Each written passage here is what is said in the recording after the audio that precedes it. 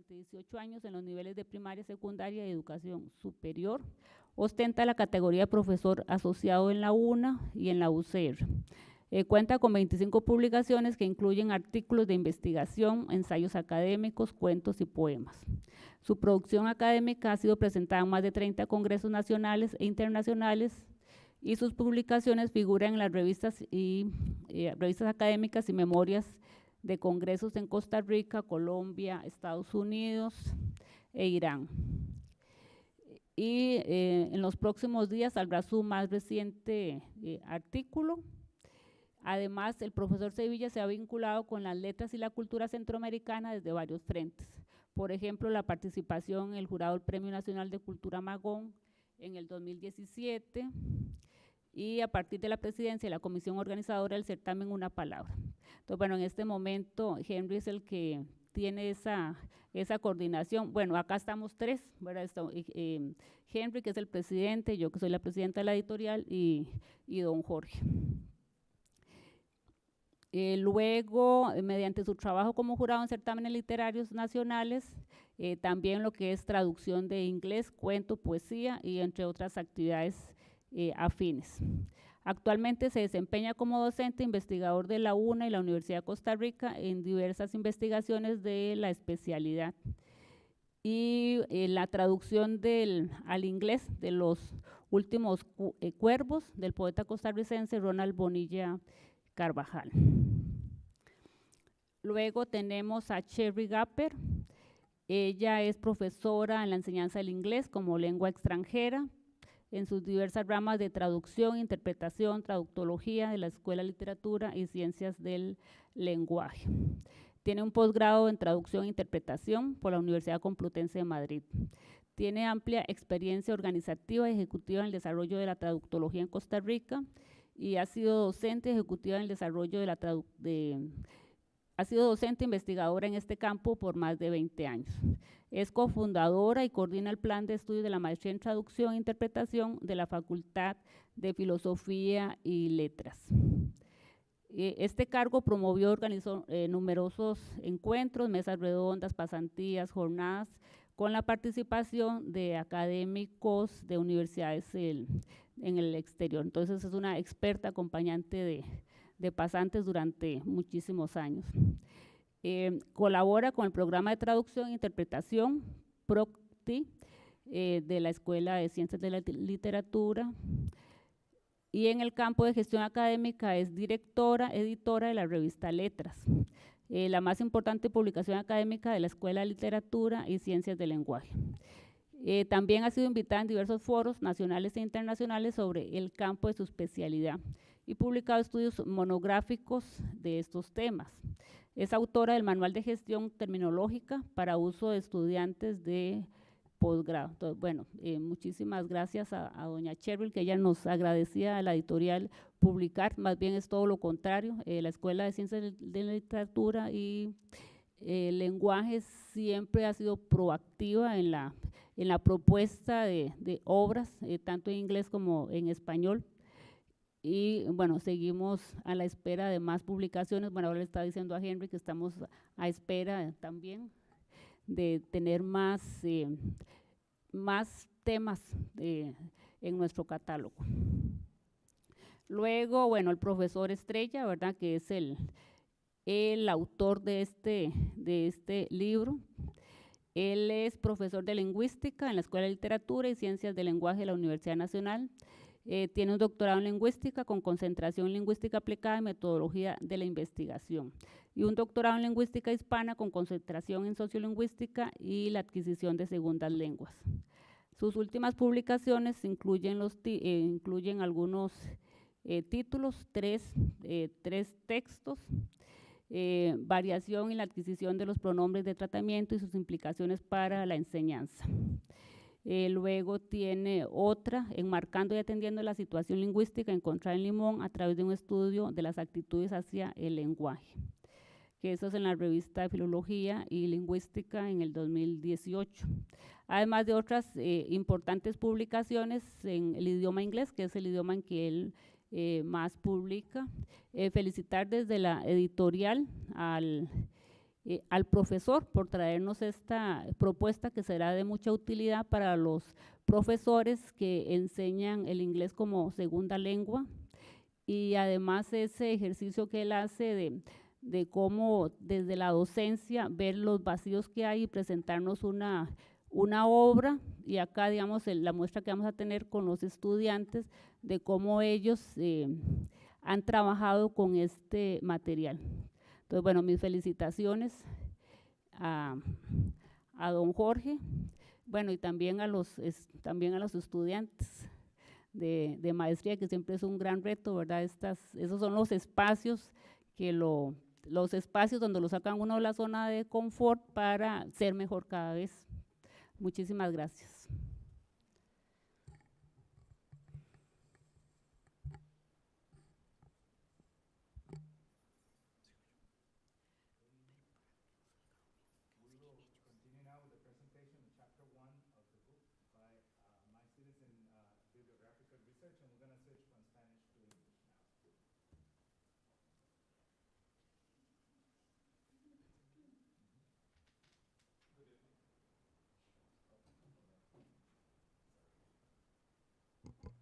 Thank you.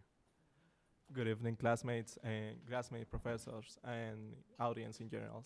As an English teaching students, we already know that teaching grammar could be something really difficult, or at least not easy. So sometimes we fall into the conclusion that teaching grammar is just a matter of memorizing structures and replacing lexical items in order to teach it. But we forget about the form, the use, and the meaning of the English tense and aspect system. So that's why that's why we are here together with my classmate Oscar Alvarado, Priscila Carmona, Saray Carpio, and Fabiana Chacon, sorry, to explain to you a little bit more about this book written by the Dr. Aguilar-Sánchez. Okay, in the first chapter, he provides to the readers an overview about the English tense and grammar system and its components. So, first we are going to consider some aspects like the one proposed by Bartleby Harling in 2000 that said that there are three crucial concepts in the acquisition of the temporal expression in language, which are tense, grammatical aspect, and lexical aspect. Then we have the present of proposal. This proposal considers also the findings of the primacy of aspect hypothesis by Anderson in 1991. Then we have the perception of personal time against public time by Bull in 1960.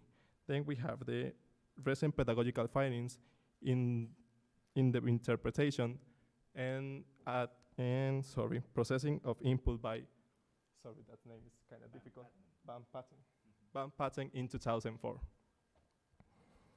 So, before the presentation of the new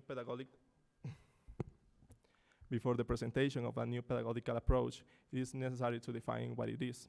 So we have to define what are the two main components of the tense aspect system of the English teaching. So tense and aspect are the two concepts that are important to describe, to understand its use, its structure, and its meaning.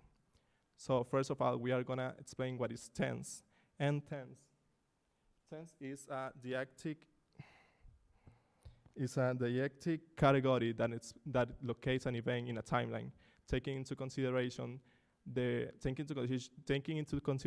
point of view of the speaker. So to define it, we have to keep in our minds that tense has three different perceptions of time, which are past, present, and future. So before defining, we have to also remember that the moment of the speech is the moment in which the utterance is said or written. So in other words, if we said that the train arrives at 10, we have to keep in our minds that we are referring to the future. And it is even more interesting if we think that this is a statement that we are creating using past knowledge, memory, to create a sentence in the present to talk about the future. So now to talk a little bit more about the different perception of time, we have my classmate Oscar Alvarado, who is going to explain a little bit more about this tense.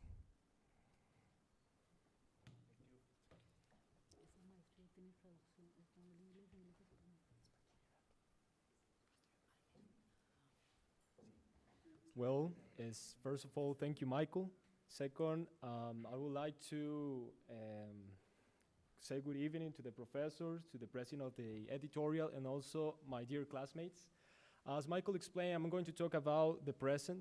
So, first of all, the present tense conveys immediate factuality, timeless truth, and also habits, general habits. We have three different types of present. The first one is that timeless present. We use it with the third person singular, adding an S. The second one is the limited present. In this one, we use the present progressive. So it is be plus verb plus ing.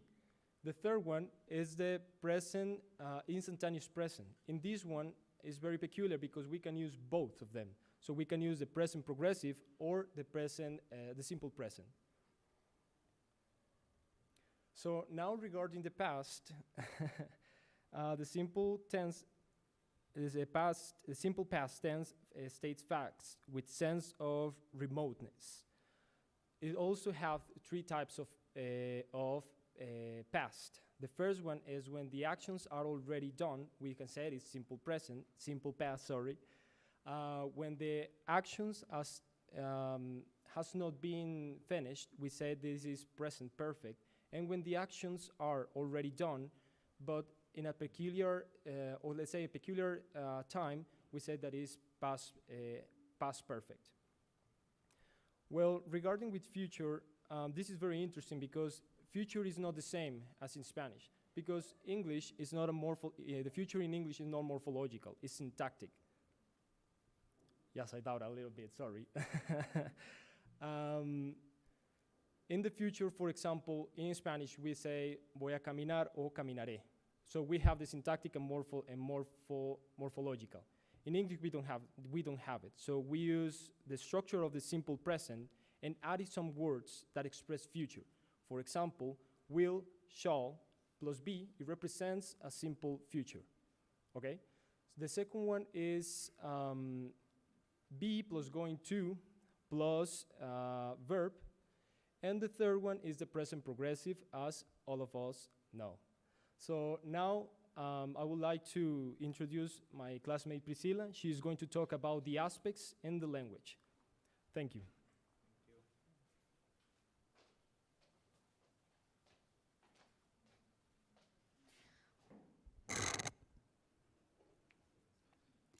So, good afternoon, professors, classmates, and audience in general. I am going to talk about the aspect, which is the second component of the tense aspect system. We can define aspect as a combination of the structure that we use to express an event and the meaning that we have in our lexicon to express the same event. For that reason, in SLA, or second language acquisition, the aspect is divided in two: the lexical and the grammatical aspect. First, we have the grammatical aspect that is also known as viewpoint aspect because it gives us the idea of one's point of view about a certain event, but also takes into consideration the structure that is used to express this event. The capacity or the mastery of the ability to use the tense and aspect relation is used as a criteria in second language acquisition students to pass from one level to another. Then we have the lexical aspect that is also known as inherent aspect. This lexical aspect is a set of semantic properties to express events or situations. It helps us to discriminate or to know the state of the event itself. For example, we have here the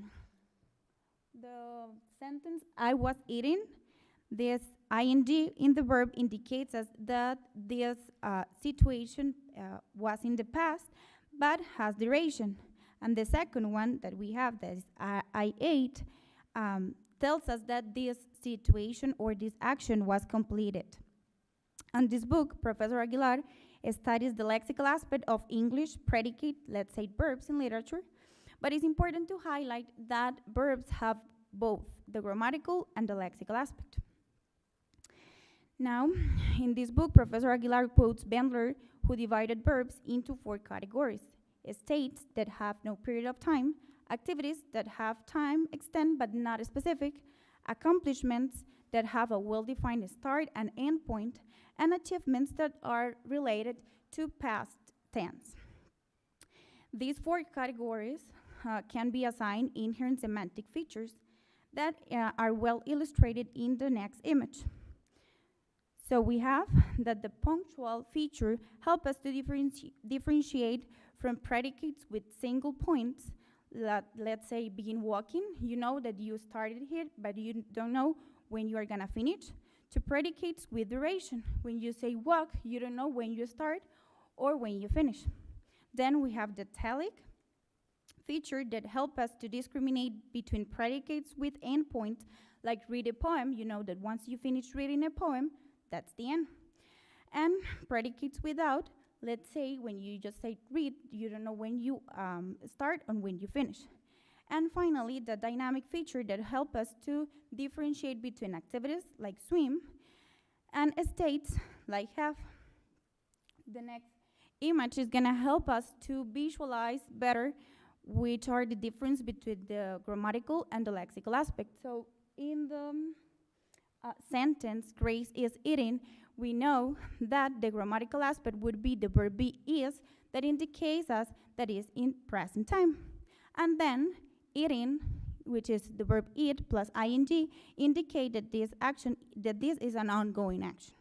Now, let me introduce my classmate Sarai that is going to talk about the acquisition of the tense and aspect system.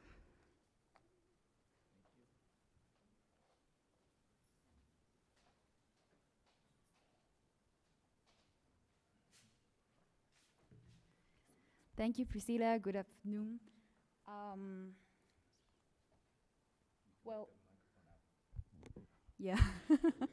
Well, as my classmate mentioned, I'm going to talk about the acquisition of tense and aspect. So, one of the main ideas explained in this section is that, first of all, adult second language learners already have like a clear perception of what temporality is. And also they know how to express this temporality in their own language. On the other hand, grammar textbooks usually introduce some structures and concepts to express that same temporality, but in their second language. The thing is that they usually do it in a way that we should see them as memorizable items. So most of the time, they're like, these concepts are like forgotten before making a link between sentence structure and meaning.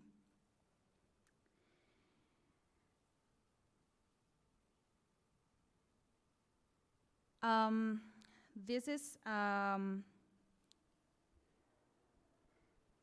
the reason why, and that's the reason why, right? Because they're not taught in a way that is like maybe the most appealing way from the learner's personal perception of what temporality is, or the learner's understanding of what temporality is. Then we have the role of instruction. In here, the author explains how learners tend to process meaning before form, right? And taking this into consideration, and of course relating it with the role of instruction, it is important that students be provided like with meaningful concepts so that they can later can deal with grammatical structures. Making students aware of the form and its meaning can help them with the acquisition or creation of form, meaning, and use.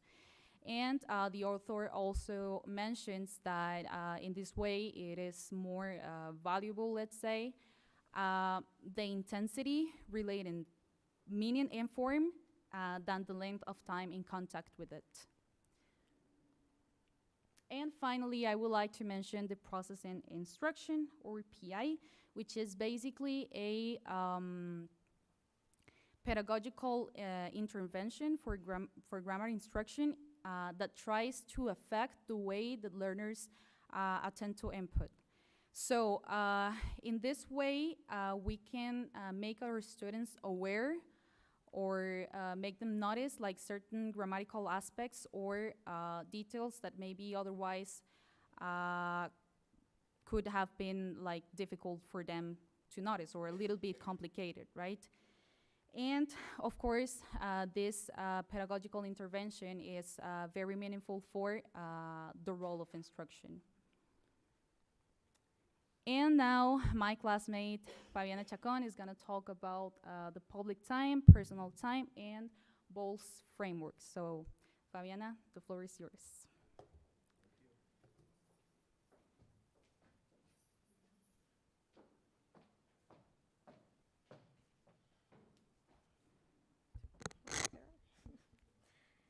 Okay, thank you, Sarah. And good afternoon, professors, classmates, and audience in general. At this point of our presentation, I would like to ask you a question. Do you think that all of us have the same perception of time or the same concept about the duration of an event? Nope. Okay, just think about it. I would like to explain to you, okay, some differences about the public time, the personal time, and some facts about the Bowles framework of the time expressions, basically, and grammatical structures. So some important facts. Bowles states that almost all people have the same concept about time or order in this case. And also that all possible tense structures can be predicted from the concept of time, order, and aspects. So something important here is that Bowles basically divides objective time into two segments. The first one is the personal time, which is basically the own perception of a duration of an event or the individual's estimate about it. And the second one is the public time, which is basically, this is externally marked by the calendar or by natural phenomena, for example, the seasons. So as an example of the first one, we have the sentence, I woke up late. This time expression late, for me, is like 9 a.m. But for you, it could be like 1 p.m. or 4 p.m., you know. And the second example for public time is, well, about basically time marking calendar. So it could be like dates. In this case, the ceremony was on April 2nd, 2004. Okay, now let's be like more specific. The public time happens basically when we divide time by events or by events substitutes. This division is unidirectionally and also is towards future. And well, as I already said, is basically the perception of an event or its position within the calendar. Now, the personal time happens when we basically define a point of orientation, okay? And this creates basically time intervals which are completely related to the personal point of orientation, or what Bowles called, axis of orientation. Okay, now let's talk about the time intervals. Whether the time is public or personal, this cannot be like established without recall, experience, and anticipation. So we have 7 principles that are completely related to the time intervals, or called 7 principles of the objective nature of events. The first says that all events take place in time. The second one, that all events take time to take place. Also, that all events have a beginning, which is the initiative aspect, a middle, which is the imperfective aspect, and an end, which is basically the terminative aspect. The fourth principle says that basically all events take place unidirectionally. Also, that no event can be identical with itself. It's also mentioned that all repetition of the same event are sequential and serial. And the last one said that all events are either cyclic or non-cyclic. So with this, we can express that we perform 3 acts that are recall, experience, and anticipation. And this is basically that provides the perception of past, present, and future. Okay, as a final point in this chapter, I would like to mention the 3 major points about the Boole's framework of time expression and grammatical structures. The first point, as you can see, is the moment of speech. The second one is the recollection of events shown. And the last one is to depict the anticipation of events. So with these points, we can express that are related to an initiative aspect, a middle aspect, and the last one, which is the terminative aspect. That can be like understand as past, present, and future. And now to conclude, I will give the floor to my classmate, Michael.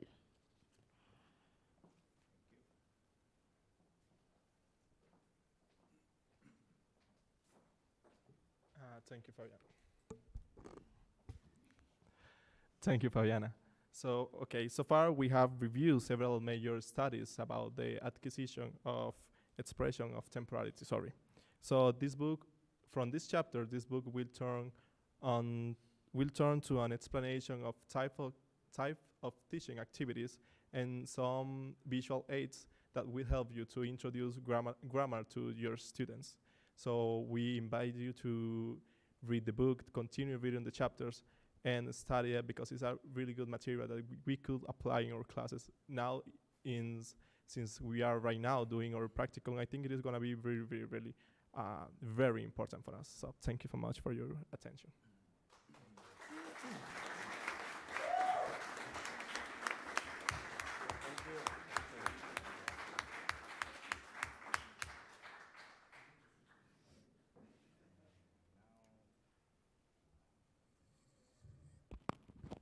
Shall I just go ahead, Jorge? Yes, now we're going to have a conversation and the intervention of Professor Sevilla and Professor Gaffer.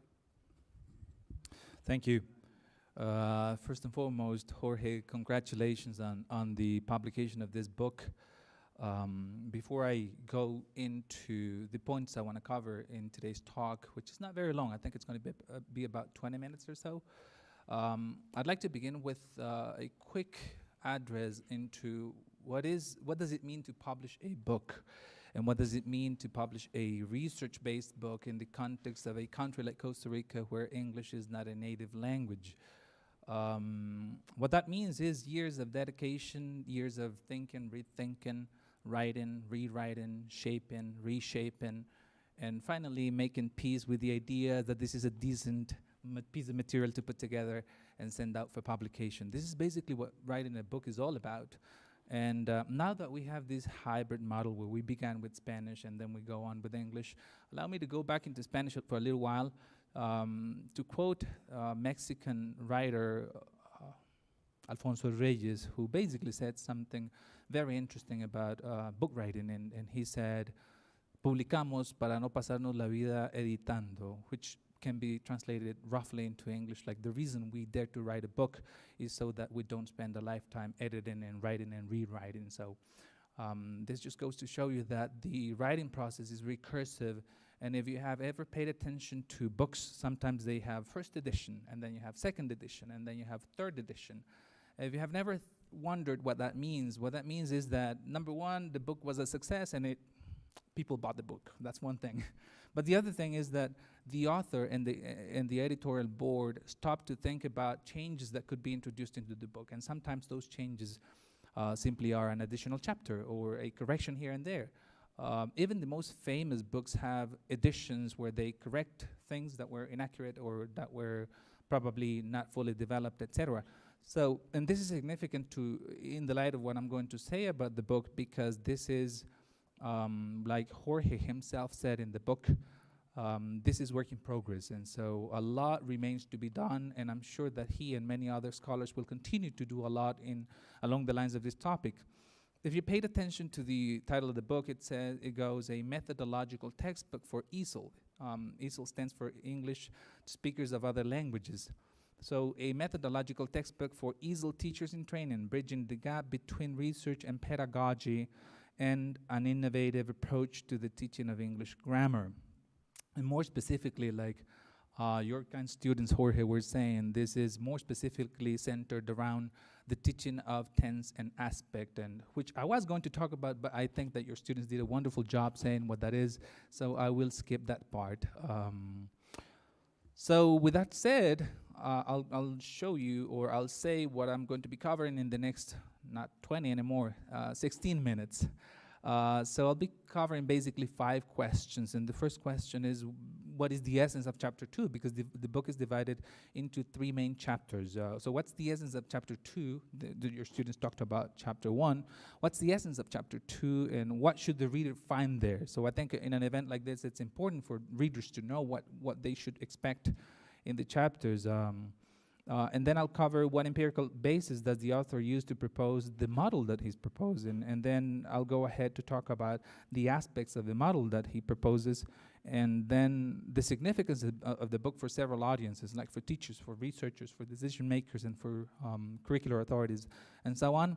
And then on question number 5, I'll tell you a little bit about what the book is not about and what it does not intend to do, so that you have a clear notion of what to expect there. So let's dive in. So what's the essence of the second chapter? Like I said, your students presented about chapter 1, but chapter 2 is basically a review of something interesting and something that I would like to encourage for research-based books to do. And it is a review of main empirical findings along the lines of what was proposed in the book. But not only that, it's also an outlining of the role of instruction in second language acquisition, specifically in terms of tense and aspect, and then and all of that is used as a platform to present the model that he's proposing. And this is a highly systematic chapter that basically analyzes how tense and aspect have been researched and presented in instructional materials, and with particular attention to textbooks. And so the author, besides analyzing empirical findings and evidence about the topic, he analyzed a corpus of 18 books that teach grammar and how grammar is taught, but specifically, again, not just grammar, but tense and aspect. And he found out that there were gaps, like anything in life. I mean, authors have done their best in order to put together instructional materials, but we teachers, we're very naggy people, and so we're always looking to improve what has been produced before. And so this is what Mr. Aguilar basically does. Very systematically in chapter 2, he says, okay, this is what empirical findings have said, and this is also what some current books have done, and this is what is missing. And so in that regard, I think chapter 2 is, I think it's a good example of what empirical research should be all about. Again, the book has a high basis of empirical research in order to propose a model. So basically what he's doing is, this is the state of the art, this is what has happened, these are the gaps, and therefore this is what I want to do. And like I said, he includes 18 books. And in the review of these 18 books, he finds out that there are issues, for example, with the ways in which explanation charts are presented. Sometimes we go and read a book and it has nice explanations and all that, but then you read it a second time and you go, oh, this is too heavy, or this is too much based on this theory, or this is too simplified, or this doesn't answer all the questions I have. He also identifies issues with synthetic formulas, and he says formulas are good. I mean, he's not speaking against formulas. Actually, formulas are very useful, but there are issues of formulas when it comes to tense and aspect, which is like your students were saying, Jorge, it's a very complicated topic, and so that's why attention needs to be paid to that aspect. And also in that chapter, he talks about lack of activities targeted at understanding those subtleties, those very small details about tense and aspect. And this chapter, like I said, basically helps the reader scaffold into chapter 3, which is the chapter where the innovative approach is presented. This brings me to the next question, which is what aspects does the model include and what pedagogical assumptions are they based on? I'd like to begin with the pedagogical assumptions, because when I read that chapter 3, that chapter begins with Jorge's laying out the pedagogical foundations that inform the type of work that he's about to do. And there is a lot going on there. There is theories on cognitive and metacognitive teaching and pedagogy. And then he goes on and says, there are psychocognitive issues that need to be that we need to be paying attention to when we teach tense and aspect, and also there are compensation strategies that we need to pay attention to when we talk about tense and aspect, especially with pedagogical implications for a country like Costa Rica. Now, the book is not targeted exclusively to Costa Rican students, but yeah, I would presume, Jorge, and you will correct me if I'm wrong, I would presume that there is a strong component of your experience teaching both in the US and other multicultural settings, but also people whose first language is Spanish. There's a lot of that, and at the end of the activities, there are activities targeted at people for people to understand how tense and aspect also works in Spanish. Without going into too many details, because time is limited, the model that Jorge is proposing here is based on the idea that tense and aspect are best taught and internalized by students, taking into account 4 elements. Number 1, public time and personal time, sort of echoing what the students already said. Number 2, the idea of enclosed time in time intervals. And 3, the representation of these time intervals within the perception of time, which is very subjective. The example of I woke up late today is a good example to indicate how that is super subjective. And time in general is very subjective. I wasn't going to talk about distances in Costa Rica, but that is going off on a tangent. So allow me to go back into the topic. And number 4, he says, the integration of these 3 components into a single element. And so in the book, detailed explanations are provided. And examples are analyzed, particularly from pages 43 through 71 in the book.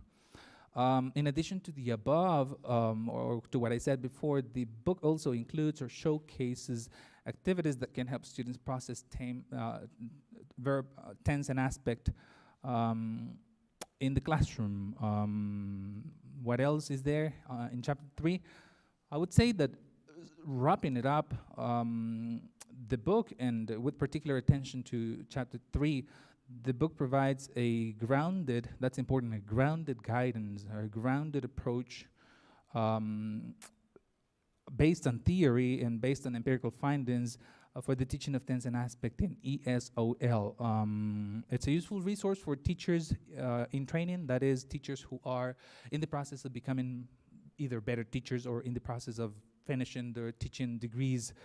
And for anyone who's interested in teaching, in improving their teaching skills of grammar, particularly with in terms of tense and aspect. Why is this significant, or on what levels is this significant? When a book is published, and actually this is true also for any types of publications, we always need to think about for whom that is significant. And so the first thing is the author is very happy when a book is published, but that's not the significance of it. That's actually more like a personal achievement. So let me begin by admitting that that is one important personal significance, but I'm interested in how this is significant for the discipline and for science. There is one thing that is important here, and it is that the production of books in Costa Rica, let me put it in very straightforward terms. Costa Rica, in comparison to other countries, does not have a long tradition of book publications. And so it has been universities and also independent authors who have said, oh, we need to do something about this. And so writing a book is quite a stunt. It's quite a feat. And so I think it adds up. On the one hand, it's something obvious. It adds up to the volume of literature. By literature, I mean professional literature, because the word literature can be used to indicate literature like short stories and the like, but also professional scientific literature. So obviously, the contribution is that we have more books along those lines, but another contribution for the discipline of applied linguistics with an emphasis in the teaching of English as a foreign language is that it allows us to see a book that is based on empirical studies and on a systematic analysis of other books.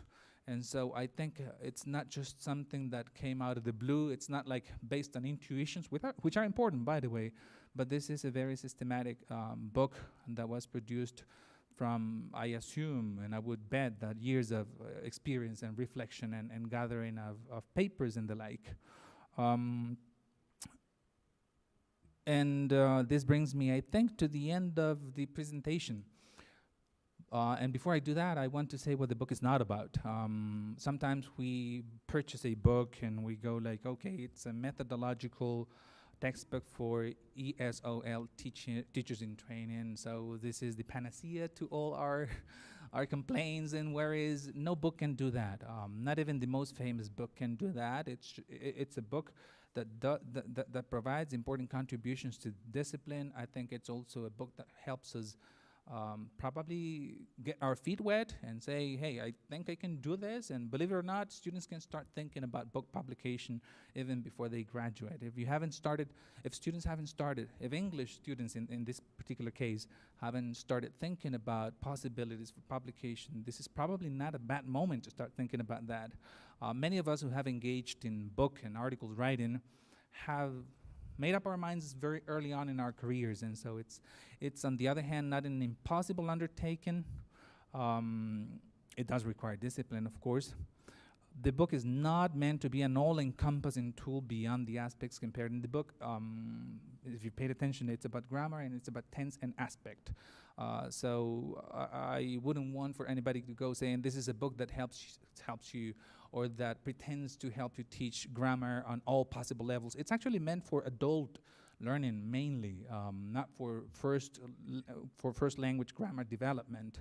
And it's also not meant to be, this is important, it's not meant to be a pedagogical type of precept. It's not meant to be like a canonical book that you have to use just like that.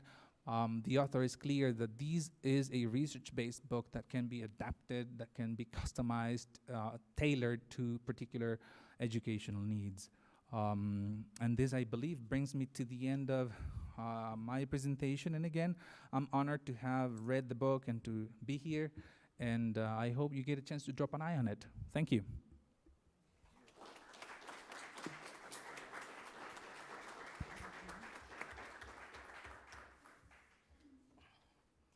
Buenas noches. Antes de continuar en inglés, quisiera agradecer a las autoridades de la editorial por el apoyo que nos han dado a la Escuela de Literatura y Ciencias del Lenguaje y para la publicación de libros en inglés, que lo consideramos muy importante, y igualmente para su apoyo para la publicación de traducciones. Entonces, muchísimas gracias. Es efectivamente algo que ha hecho mucha falta y que ya en años recientes notamos un desarrollo muy diferente de lo que existió en años anteriores. Muchas gracias. And now I will continue in English. Good evening, everyone. It's a pleasure to be here tonight and to have the honor of speaking with you regarding Jorge's book.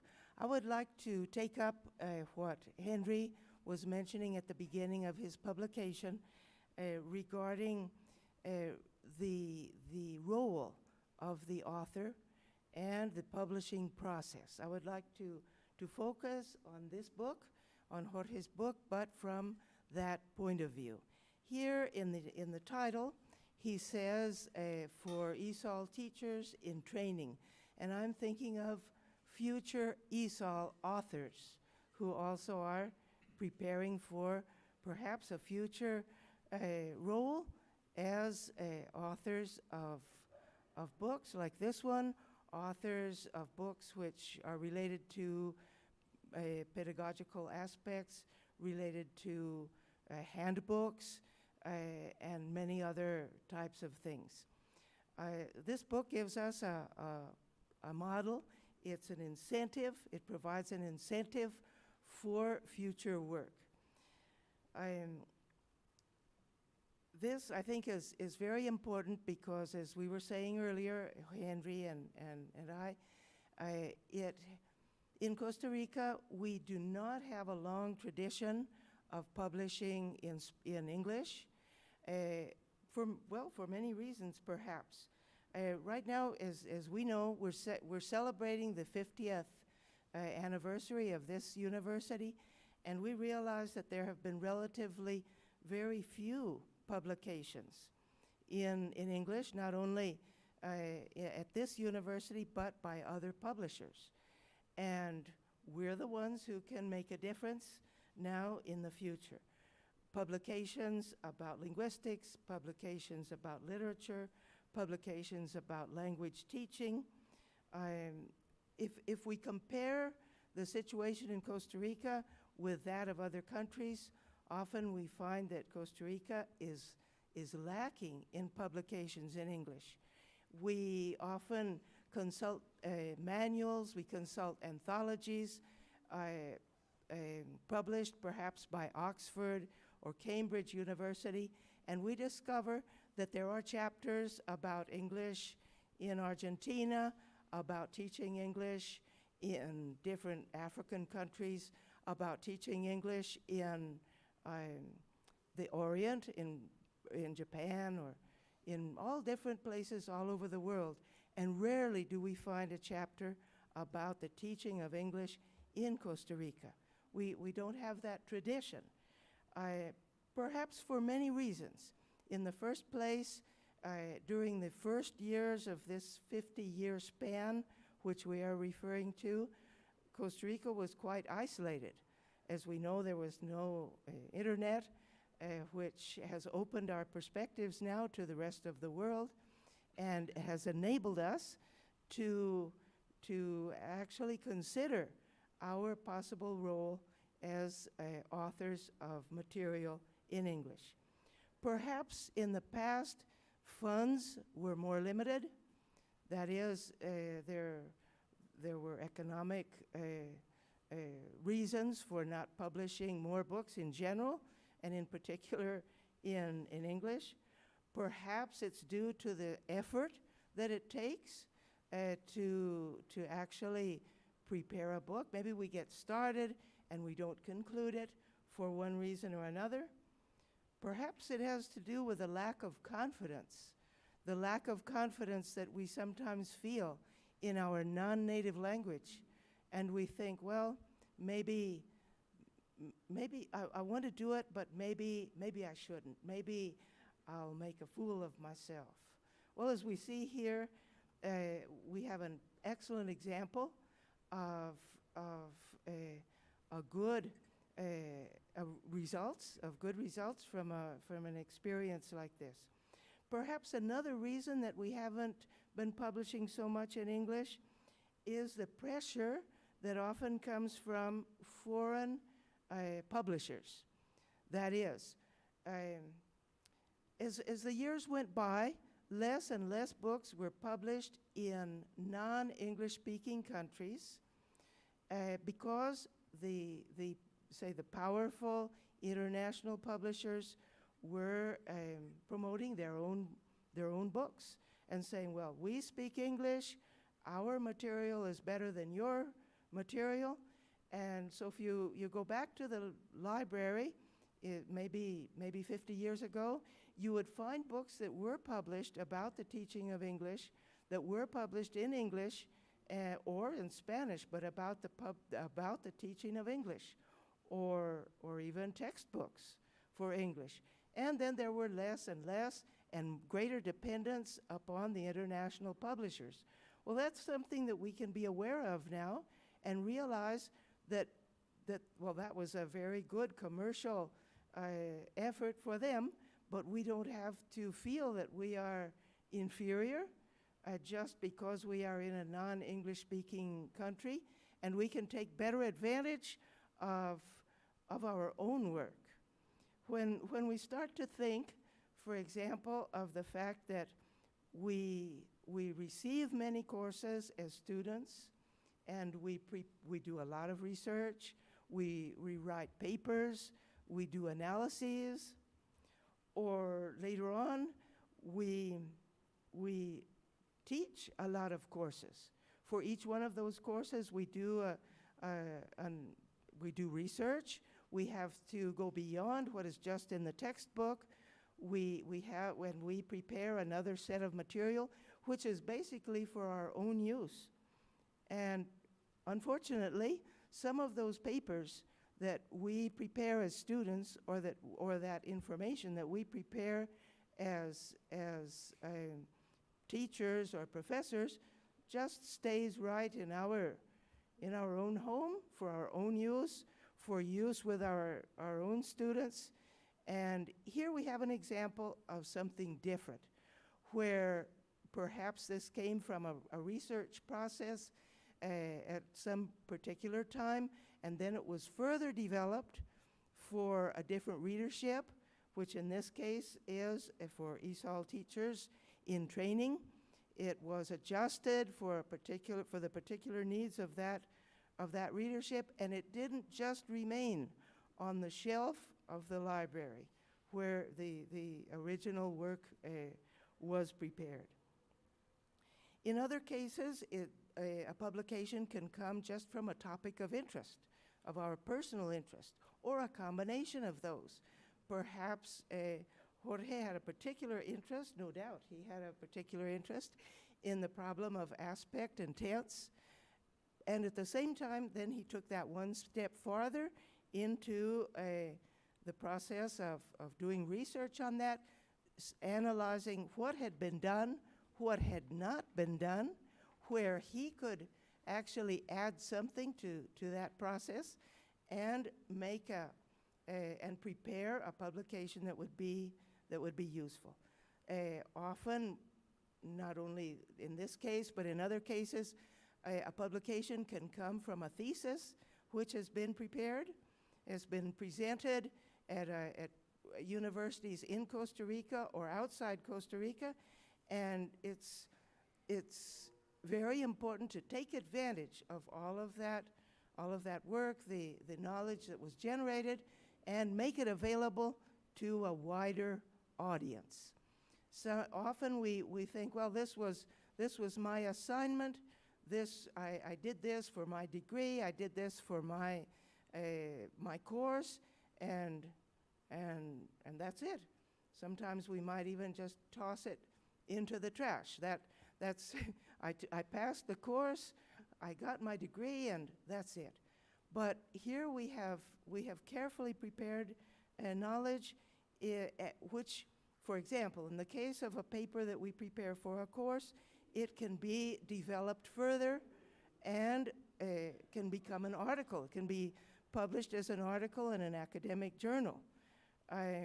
The information that we accumulate teaching a course also can be a source, as I mentioned before, of information which we can further systematize after the course is finished and publish it in book form.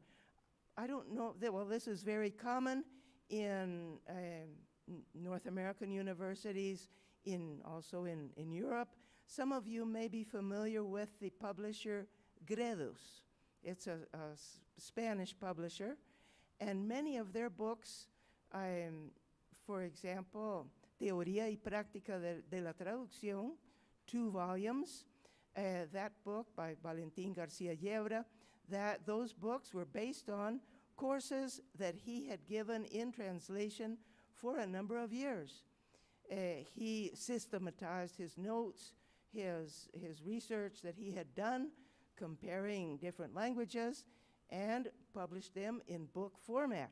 That way, the knowledge that he had shared with his students throughout the years was conserved for the use of people all over the world who are interested in the translation of English, Spanish, French, and German. So we have very interesting examples that we can keep in mind as future teachers and as future authors. here, we realize that our knowledge, we're thinking of the 50 years that we are celebrating here at the UNA, and we think of all the knowledge that has been generated in the courses throughout the years, in the graduation projects throughout the years. And for one reason or another, we have had very few publications. I hope that this generation now, with the different conditions that we have, a greater realization of the publishers regarding the need to publish in English, the need to make our work known outside of the borders of Costa Rica, can also give us support in this sense. But we require personal initiative. As Henry was mentioning also, we require persistence. We require confidence in ourselves, as Jorge has had, to prepare a book like this. That is, this is not something that he just thought, well, today I will sit down and write the book, and I hope that I will see it published in 2 or 3 months. These are long-term projects that we need to do systematic research. We need to do, say, a number of revisions with the work that we are preparing. Of course, we require the support of publishers, but the author does not just say, well, I have prepared my manuscript, I will take it to the EUNA or to another publisher, and they will take care of the rest. The author himself or the author herself must take charge of a very thorough, very detailed, careful revision process. Reading the paper, reading the manuscript again and again, following the format that is required by one publisher or another. Here we're thinking of the EUNA in the case of Jorge's book, but in the future, as future ESOL authors, I hope that you will be taking into consideration the calls for papers which we find published by many international publishers, by Oxford, by Cambridge, which you are familiar with probably. We're familiar with those names, and by many others. We can be looking for those calls for papers, and hopefully in the future you can participate in that type of publications as well. While you are working with the publisher, it also requires a very constant, continual, say, interaction with the publisher. That is, there will be a time when you present your book, you wait for the results. They will say, well, we would like you to make a few adjustments here. You make the adjustments. Maybe you turn it in again. Maybe they ask you to please check the use of the language, even though you have read it 6 or 7 times. Maybe you've had other people read it. Maybe you have had other professors read it, as no doubt the process that Jorge followed. And so it's an ongoing process. At some time, the publisher will say, well, we're ready to go. They will make you might say, a draft version, and give you that draft version. They will give you the proofs to check. You will check it again. When it's almost ready to be printed, they will ask you to check it again to be sure that everything is as perfect as possible. Of course, all of this must be done considering the possible readership. That is, it's very different to prepare a paper presented as a thesis as it is to prepare a paper which will be presented as a book. And we have to think of who is going to be reading that book. Like in this case, future ESOL teachers. So this book has to be prepared for those particular needs, not for the needs of complying with the requirements of a graduate program or with the requirements of a particular course. So this is a very detailed process, and on top of that, if we publish in our second language, we have to be extremely careful, because it is even in our first language, we have to make many corrections. You know, we have a draft, we scratch things out, we make corrections, we start again, and you might be surprised, but some very accomplished authors who have published a number of books, if you see their manuscripts, you find numerous changes, numerous corrections. And as speakers of non-native languages, we have to be even more careful. We have to fulfill the time limitations that sometimes we are given. That is, sometimes they say, well, you have a month to check this, the publisher might say. And if we go beyond that, well, of course, that would be a problem. So basically, in general, we can take this book as a sample, as a model of a text which should be innovative, which should be original, and should provide a contribution to the field that we are working in. That is, here he has made a substantial contribution to the study of tense and aspect, and not only analyzing how tense and aspect works, but taking it one step further, applying it to the pedagogical part, and one step further, applying it to the training of ESOL teachers. So I think here we have certainly an incentive to follow along the same path and be thinking of our own publications in the future. Well, thank you very much, and I certainly congratulate Jorge for this publication.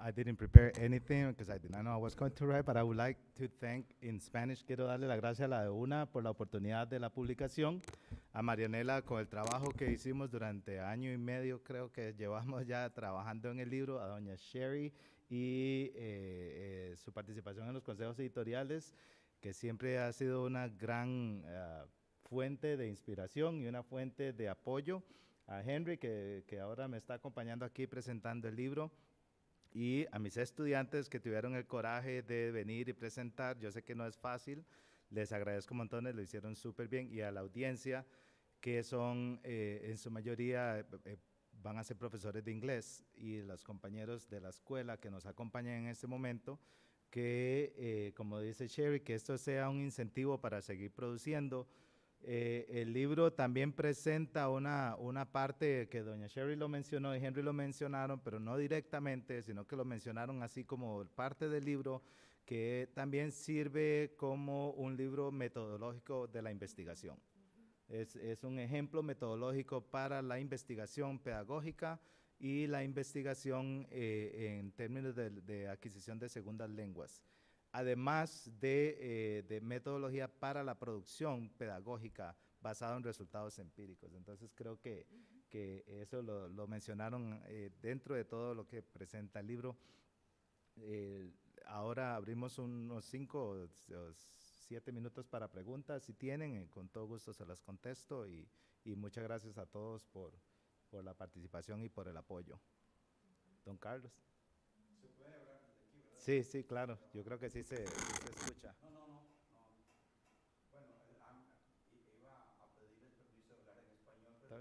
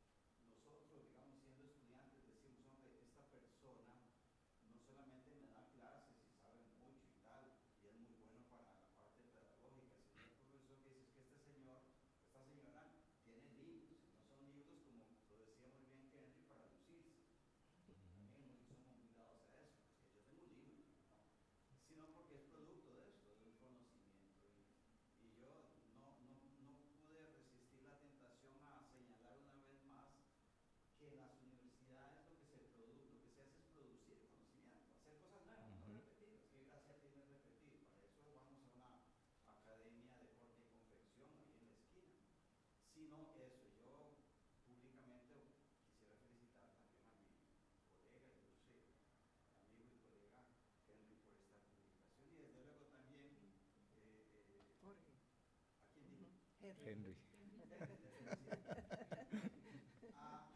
Jorge Aguilar-Sánchez, mi distinguido amigo y colega de muchos Muchas años. gracias.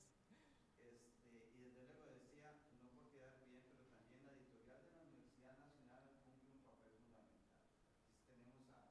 A la doctora Araya, que es la presidenta en este momento, pero la editorial es una institución fundamental, que es la que sirve para que ese montón de conocimientos que los profesores hacemos salga a la luz pública, se distribuya, no con un afán comercial, sino con eso que han dicho los dos estimables colegas. Nada más me atrevo a decir eso y te agradezco mucho, te felicito por Muchas gracias.